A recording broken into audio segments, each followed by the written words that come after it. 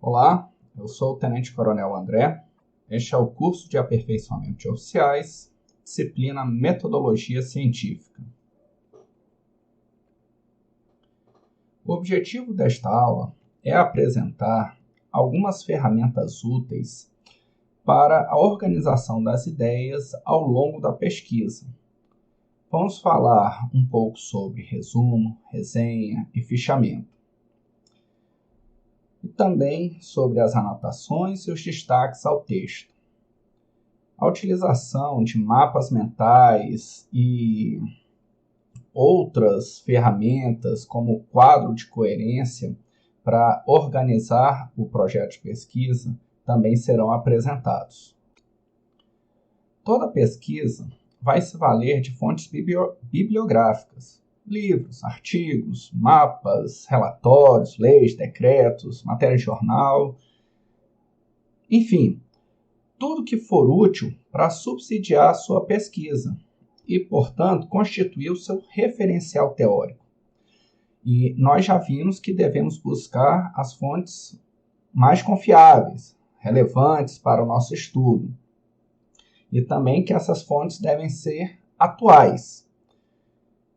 Então, o problema agora é conseguir juntar um monte de coisa, não me perder diante desse catatal de arquivos, artigos, livros, publicações de internet. E isso aí é um emaranhado, né? Porque você vai ler um artigo, esse artigo vai citar um livro, vai citar 2 outros artigos, cada artigo vai citar mais outras leituras, e nesse processo é muito fácil se perder, e para isso a gente precisa de organização. A primeira coisa que a gente precisa ter em mente é que ler um texto científico, um artigo, um livro, não é o mesmo que ler um romance. Né? Então você não vai pegar lá na primeira página, sair lendo e tentar achar o final da história. Né? Você vai ler de uma forma diferente, com um objetivo, né? Com determinação, para poder entender melhor a ideia do texto e se aproveitar do que vale a pena naquele texto. Agora, eu apresento algumas dicas para entender, estudar melhor, ler os textos científicos e ter um proveito melhor desse material. Primeira coisa é você escolher um ambiente adequado para estudar, né? Veja, um ambiente silencioso, um ambiente que você tem uma cadeira, uma mesa, o lápis, caneta para fazer as anotações, leva a sua garrafa d'água. Se você gosta de ouvir música durante o estudo, você já tem ali seu equipamento de áudio, enfim, tudo que você precisa para estudar, para você sentar e focar no estudo. E é preciso ter rotina, você reservar esse tempo de qualidade para o estudo. Não adianta nada você ficar 3, 4 horas mais desfocado, sem se concentrar naquele tema que você está estudando. E para quando você for iniciar de fato a leitura, leia com objetivo determinado. Então, qual o ponto específico daquele texto você está querendo analisar, absorver, para poder extrair para o seu TCC? Essa leitura deve ser ativa, fazendo realmente essa análise, a análise crítica. Qual é o método que o autor utilizou? Quais os pressupostos? Quais as teorias que ele está, a linha de ação que ele está seguindo? Tudo o que você for fazer não pode ser uma leitura de romance, aquela que você vai só consumindo. Não, você tem que focar, prestar bastante atenção e, mais do que entender, fazer uma análise crítica do material que está sendo lido. Aí, quando a gente lê, entende, a gente consegue expor para o outro. E nisso aí a gente ganha melhor entendimento, porque a gente vai reformular as ideias com as nossas próprias palavras. E vai ser confrontado com outras visões, com perguntas. Então, discutir com os colegas o que você está lendo é ganho para você. Por fim, eu gosto sempre de recomendar as anotações. As formas como você memoriza as coisas, né, depende também do seu estilo de aprendizagem, né? Mas normalmente as pessoas aprendem menos ouvindo e vão progredindo nessa aprendizagem quando elas praticam, né? Então elas leem, elas anotam, elas comentam, dão aula e praticam aquilo que ela está estudando. O vídeo que eu vou passar agora, do Clóvis de Barros, ele é ilustrativo aí do que a gente está falando aqui sobre como ler uma obra. Tá? E ele é bastante espirituoso ao explicar isso. Então vale a pena acompanhar o vídeo. Você vai chegar em casa agora, ao invés de entrar no Facebook, você vai botar no Google, K-A-N-T, Fundamentos da Metafísica dos Costumes. É domínio público, custo zero. Aí você pega e seleciona, as 3 primeiras páginas. Professor, e as outras páginas? Foda-se. Ele não se incomoda com o 1000, nós vamos dar para ele uma chance. 3 páginas. Você seleciona, imprime e lê. Professor, mas 3 páginas leva 1 minuto e meio. Não leva não. Porque você pega o primeiro parágrafo, lê, ele vai te produzir um certo desconforto. Isso com a aula. Com a aula. Aí você pega o primeiro parágrafo, lê de novo. O senhor está me chamando de burro? Não. Ou se eu estou chamando de burro, chame-me também. Porque é também assim que eu leio. Lê a 3ª vez o primeiro parágrafo. Aí vai para o 2º parágrafo. 1 vez, 2 vezes, 3 vezes. Então gasta 1 hora em 3 páginas. Professor, desse jeito eu nunca vou saber qual é o final da história. Então, não tem o final da história. O resto do livro é tão desinteressante quanto essas 3 primeiras páginas. Você não está perdendo nada. Fique só nas 3 primeiras páginas. Tá certo? E por quê? Porque se você não fizer a experiência da leitura de um texto difícil agora, acredite, você terá perdido a chance. A chance. Passando então a falar de algumas ferramentas úteis para auxiliar a identificação de trechos importantes e depois otimizar a recuperação dessa informação, eu vou falar sobre as anotações e os destaques. Utilizar as anotações nas margens do texto, como a gente pode ver aí na imagem, ajuda, como eu já disse, a reelaborar as ideias do autor com as suas próprias palavras. Então, isso vai ajudar a fixar melhor o texto, a ideia do texto, além de facilitar depois na hora de você recuperar essa informação, porque aí você vai ler ali na margem já um tópico e que vai remeter ao que está falando o texto. Isso é até mais efetivo do que apenas sublinhar ou passar o destaca-texto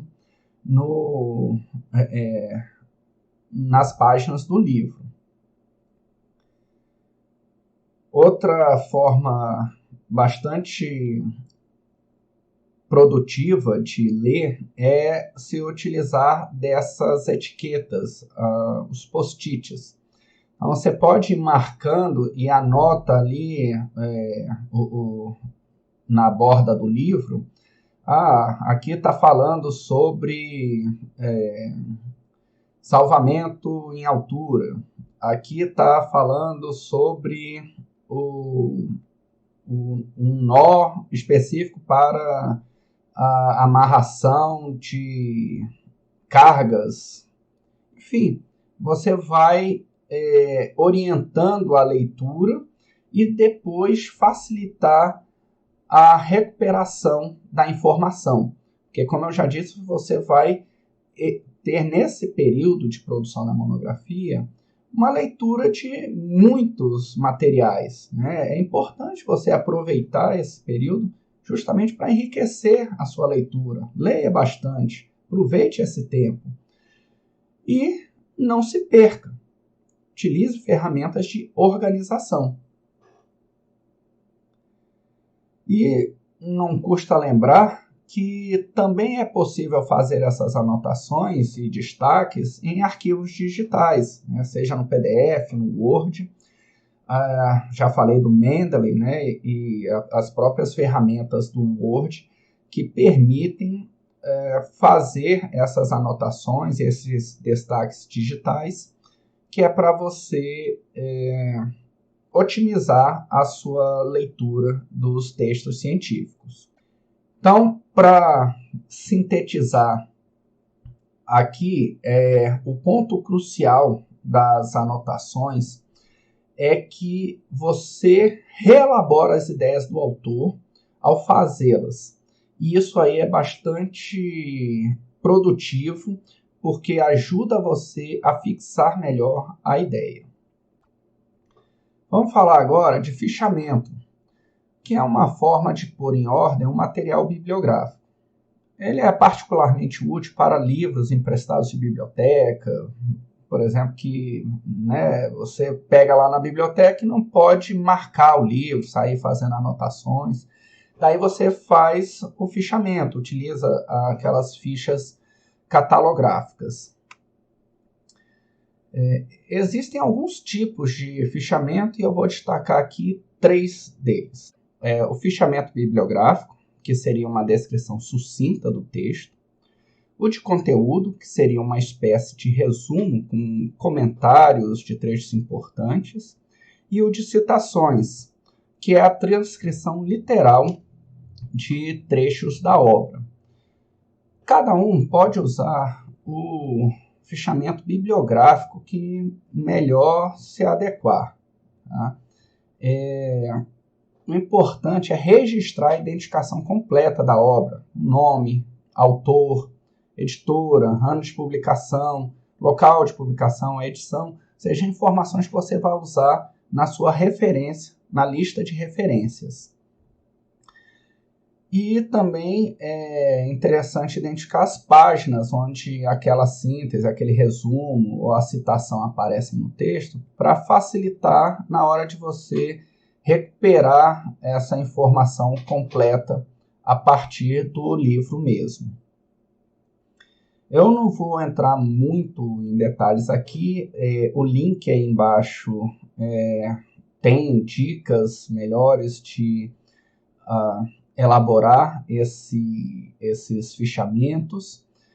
E também não vou me alongar nisso, porque acaba que com a evolução dos textos mais para a parte digital, acaba que dificilmente você faz esses fichamentos. Mas tem gente que gosta de usar esses fichamentos ainda, então eu deixo aqui esse link para maiores informações.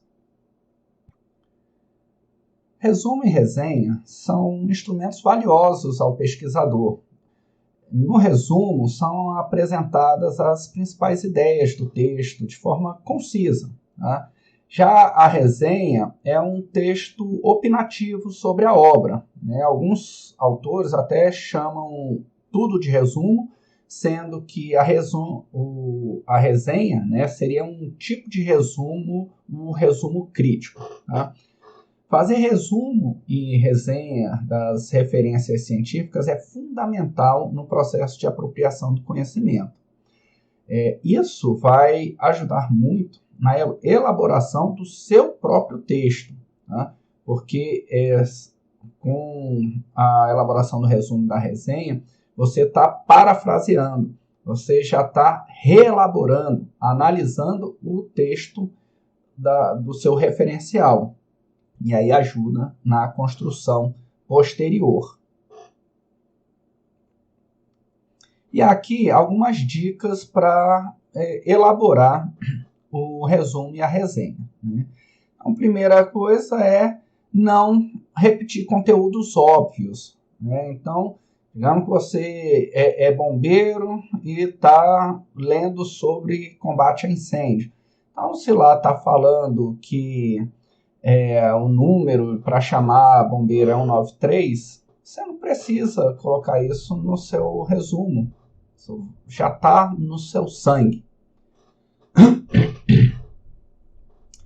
Também não precisa se ater a sinônimos e explicações alongadas.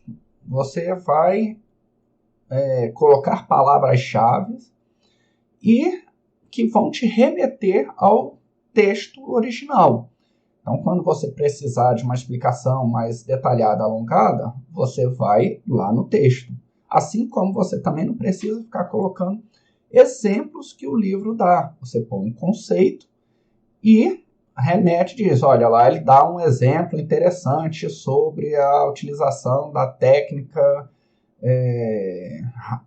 de desengasgo de pessoas. Aí você vai lá. Também você não precisa justificar as informações. Isso vai estar no texto completo. Outro ponto é não utilizar pontos de vista contrários. Né? Então, no resumo que você está fazendo, você vai colocando os pontos que o autor levanta. E deixa esses contrapontos, outras questões de outras obras, para os seus respectivos resumos e resenhas. E aí, lá na sua monografia, você faz a costura desses pontos de vista.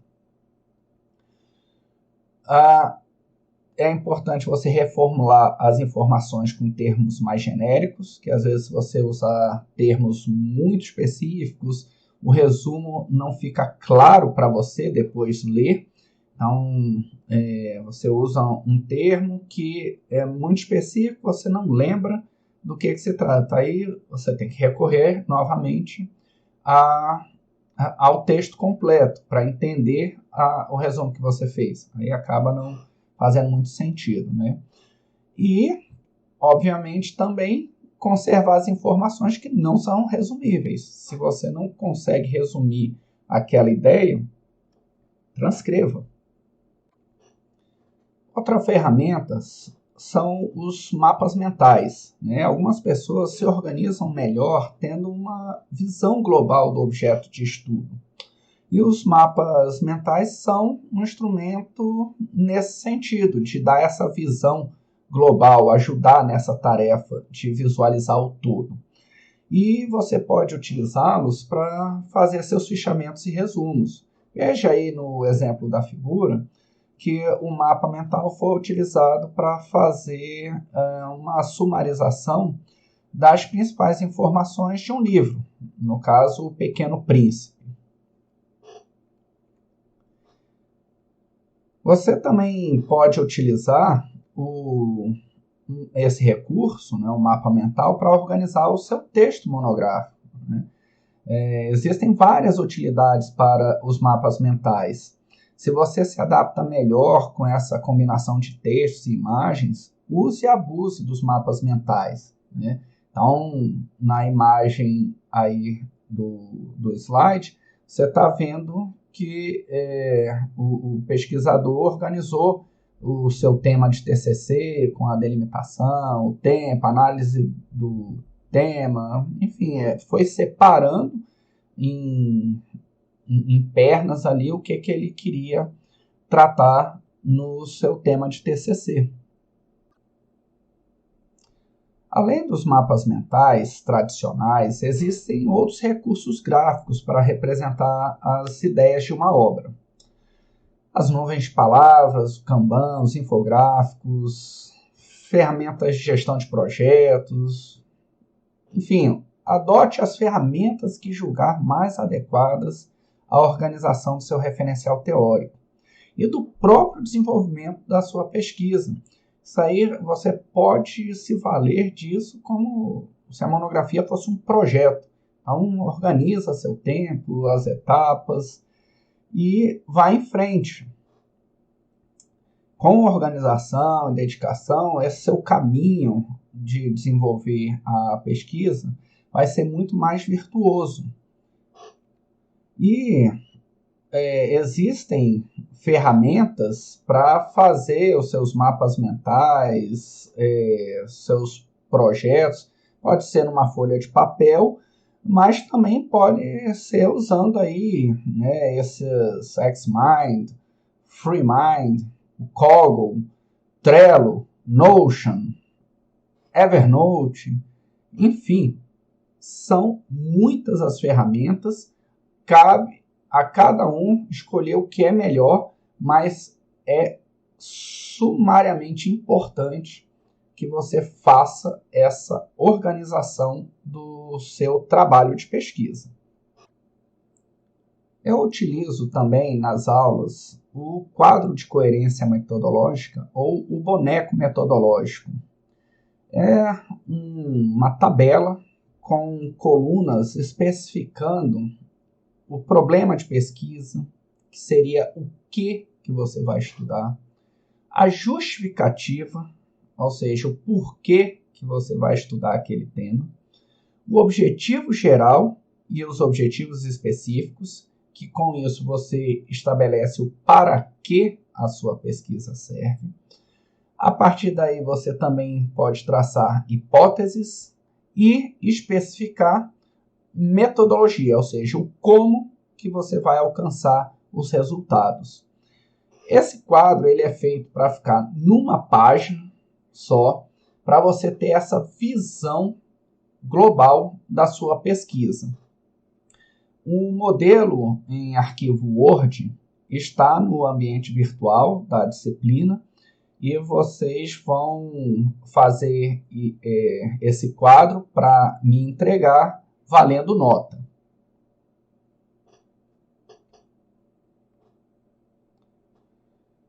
O exemplo aqui que eu trago é de uma monografia do então Major Médico Bioggioni, que desenvolveu um tema chamado Estrutura do Centro Cirúrgico da POMED, Caracterização, Planejamento e Desafios. Observem aí que ele especificou o problema. Quais cirurgias podem ser realizadas no novo centro cirúrgico da POMED? Então, ele tinha um centro, né, a nova policlínica tinha sido recém-inaugurada, com uma ala para centro cirúrgico, e ele precisava identificar quais os procedimentos que poderiam ser realizados ali. E aí ele vem então com essa justificativa, né, a construção recente da POMED, a elevada demanda por cirurgias na corporação e a economia para o sistema de saúde. Então, esquematicamente, ele já delimitou o tema e justificou. O objetivo geral da pesquisa: analisar a capacidade funcional quantidade e tipo, e de realização de cirurgias no novo centro cirúrgico. Aí ele traçou alguns objetivos específicos, que seria determinar o rol de procedimentos, especificar as necessidades pessoal e material para realizar esses procedimentos que ele elencou e estimar a economia com o funcionamento do novo centro cirúrgico. Ou seja, a POMED não realizando os procedimentos no centro cirúrgico, ela terceiriza isso. Aí tem um custo que ela paga diretamente. Comparando com o custo que ela vai ter fazendo as cirurgias na própria POMED, ele estimou essa economia. E aí como que ele especificou o caminho metodológico dele? Ele resolveu fazer entrevista com os gestores da policlínica, uma revisão das normas de funcionamento de centros cirúrgicos, que existe regulamentação na área da saúde para isso, e fez o levantamento dos custos das cirurgias, das necessidades de pessoal e de material. Então, esse quadro metodológico aí dá essa noção para a gente do projeto de pesquisa, né? O ponto de partida, que é o problema, o caminho, que é a metodologia, o ponto de chegada, lá, que é o objetivo geral, e os marcos intermediários, que são os objetivos específicos, né? Então, é mais ou menos isso que eu espero de vocês na elaboração do quadro de coerência. Eu encerro esta aula com um pensamento da Elisa Gonçalves. Estudar dá trabalho, exige tempo e organização. Então, valham-se das ferramentas que a gente tem disponível para poder otimizar o tempo e melhorar a organização, chegando em resultados mais valiosos lá no fim do seu TCC. Em relação à bibliografia, o texto da Lacatus traz importantes dicas sobre leitura, sobre fichamento. Ele é um livro um pouquinho mais antigo, então as dicas dele são mais pensadas em papel. O livro da Elisa Gonçalves é mais recente, tem algumas dicas interessantes também logo no capítulo inicial, e os demais livros, né, de metodologia que podem ser utilizados para guiar os seus estudos. Bons estudos e até a próxima aula.